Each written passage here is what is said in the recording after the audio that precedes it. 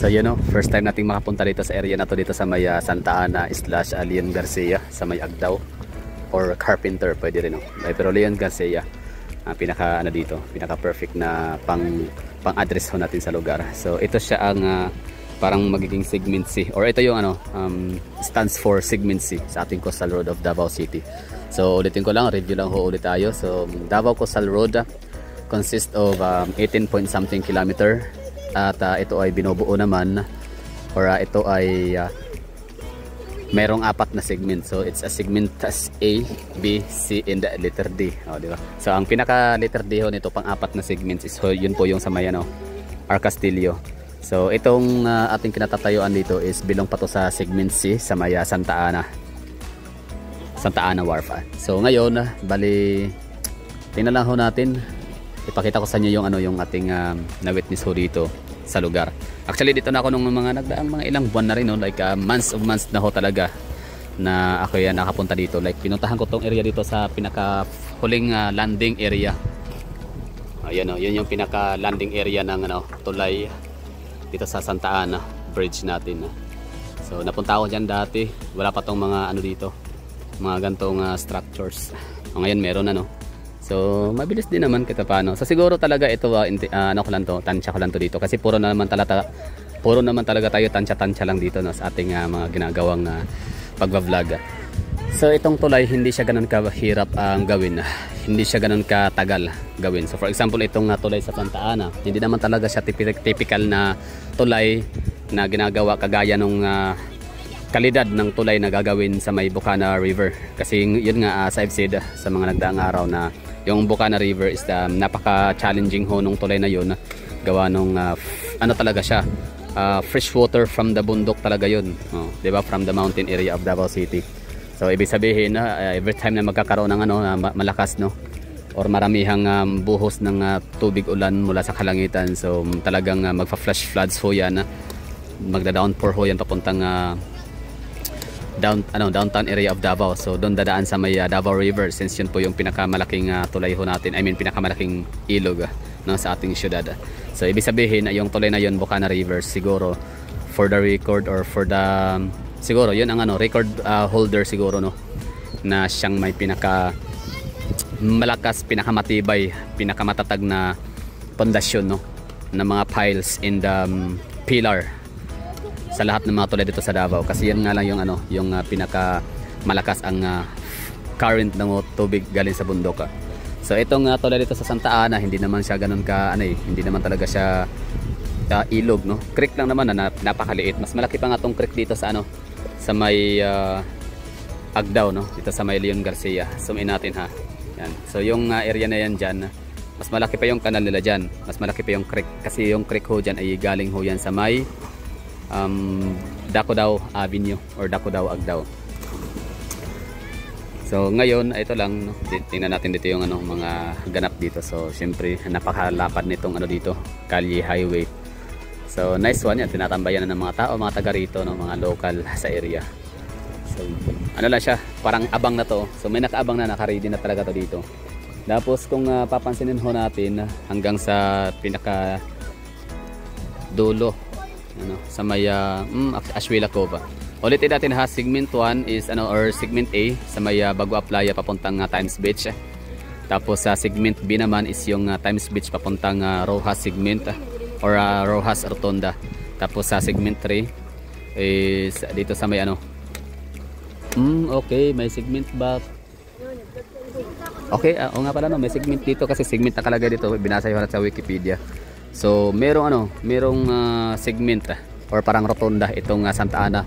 So ibig sabihin pala, tama, naalala ko na, kasi hindi naman siguro i-demolish yung bandang sa Suliman area sa may Agdao, no, sa likod ng palengke.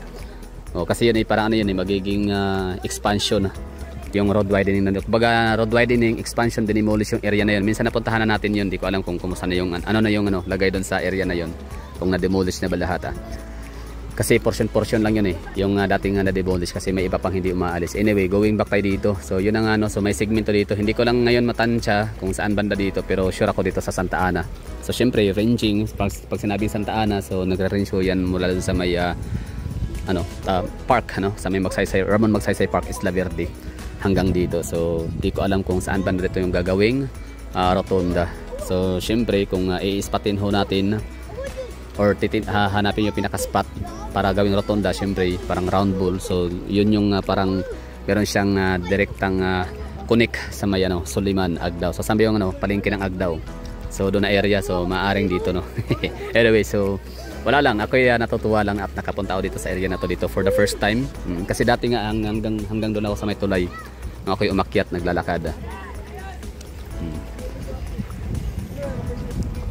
So may abang na to dito. So ibig sabihin napakabilis lang talaga ng paggawa. So hindi siya indication na wala ng budget, hindi siya indication na napornadang. So yun bali abang na to dito, sa area na to dito. So just in case na matapos na yung tulay talaga sa Bukana, yun talaga parang pinaka signal point no, or pinaka para sa akin no, yun siguro ang tumatay yung pinaka signal no, like almost 100% complete na yung tulay na yun. So ito parang paspasan ang paggawa dito.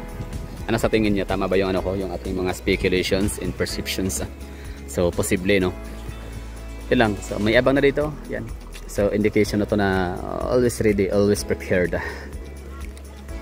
So yung sa lang talaga ang medyo hindi naman din ganun kalaking problema yung sa siguro no, sa may Rojas extension entrance area no, yung may mga bahay pa doon na hindi na demolish. So sige lang, tingnan lang ho natin. Basta yung Bukana River, yung parang alas natin, yung pinaka baraha ho talaga natin. Kasi tuloy-tuloy yung paggawa, wala tayong nakitang indikasyon na merong paghinto, merong restraining temporary or TRO, temporary restraining order. Talagang dire-diretso yung paggawa ho ng mga nagkatrabaho doon.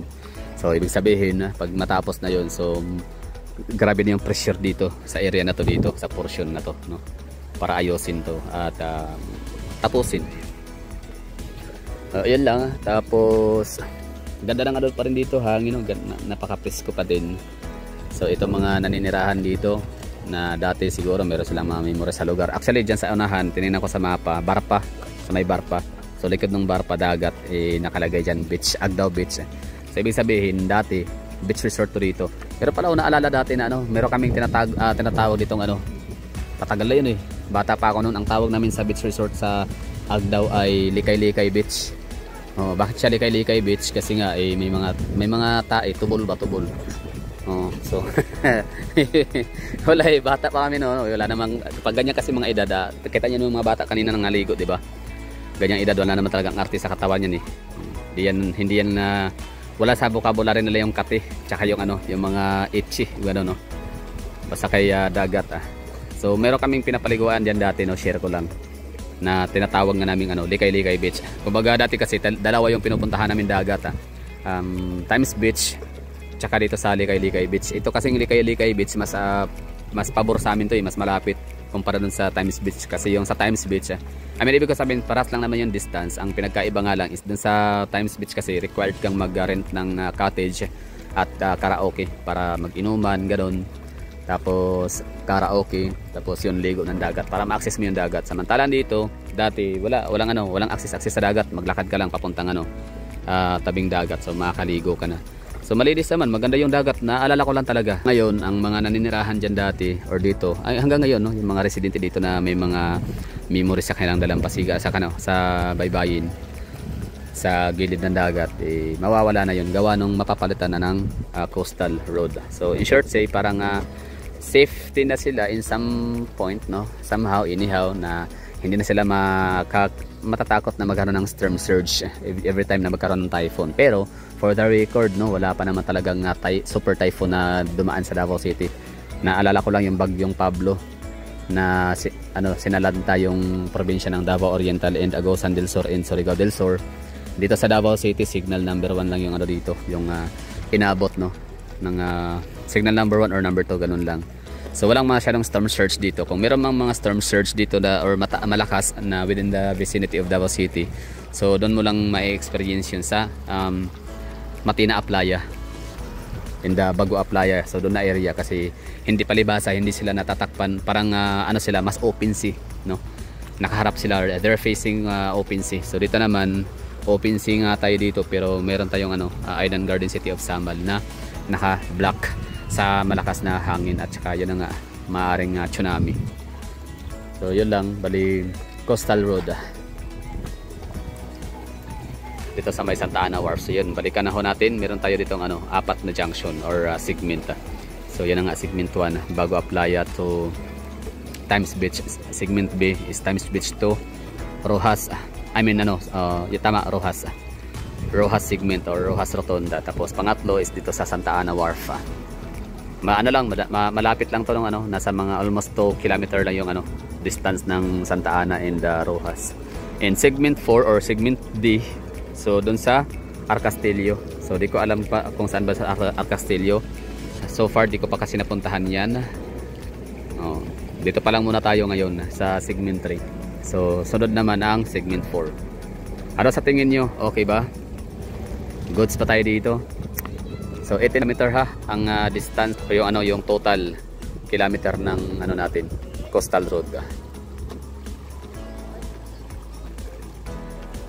Hindi lalagpas, kung mali man ako sa 18, so basta hindi siya lalagpas ng 20 km.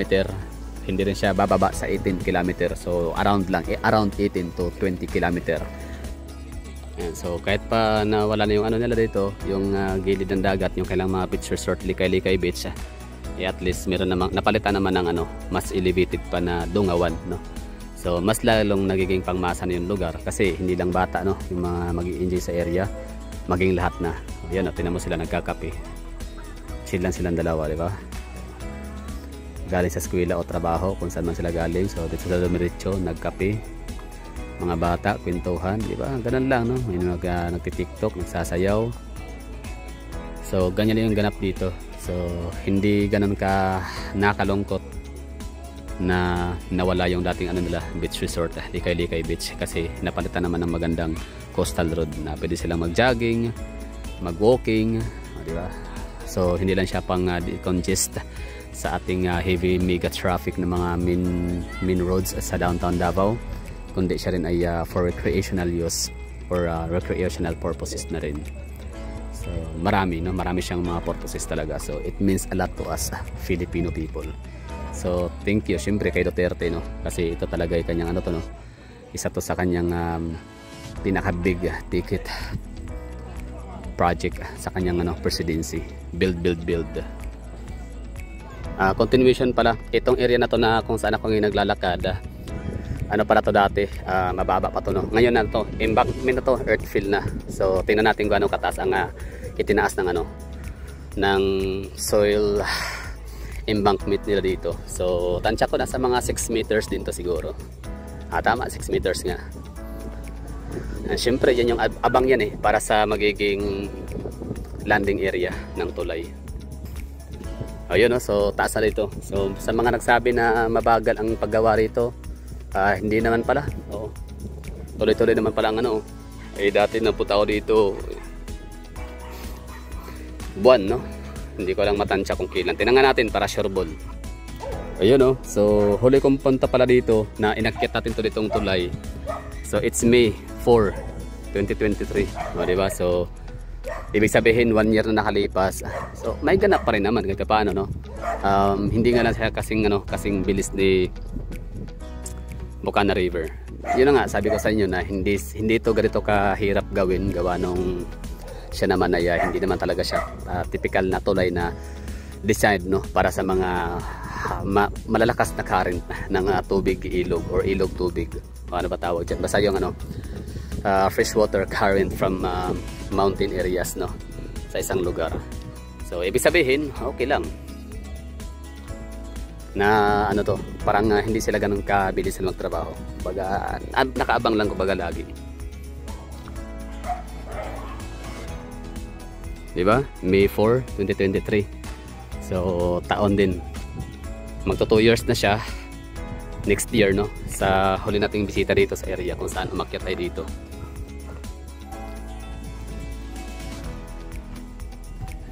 Ayan, may abang na, oh, yung landing area. So hindi siya matagal, no. Shout out sa mga nasasabi dyan na mabagal. So hindi naman siguro. Kumbaga parang tama lang. Baka siguro meron naman siguro silang mga tinatawag na time frame talaga, no, kung kailan matapos. Meron silang target of completion. Kaya alam na sila na yung nakakaalam dyan, no, kung paano gawin yun na matapos sila kaagad kapag kinakailangan. Actually meron dito, tingnan natin ha. Ay hindi pala, akala ko sa tulay, hindi pa pala. Implementing City Engineers Office Contractor, Vibranium Builders Corporation, improvement of task force pala siya.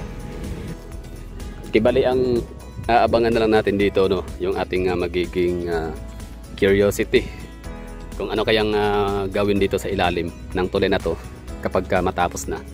Kunyari okay na lahat, no, tapos na yung coastal road natin, so may ano na, nadadaanan na lahat hanggang sa may Arcastillo. So ano kayang ano magiging function nitong ilalim? Gawin ba siyang parking space ng mga government employees natin dito sa Coast Guard area, Task Force Davao? Ano sa tingin nyo? O gawin siyang magandang pasilidad like park para sa mga pasahero na tatawid pa kabilang ano, isla sa Samal, di ba? Ulticon Builders. Ano nito, no? Napakataas to, almost 1 kilometer, 700 meter long ang tulay. Okay na tayo dito. Maraming thank you sa mga nanonood. Santa Ana Wharf, Segment C.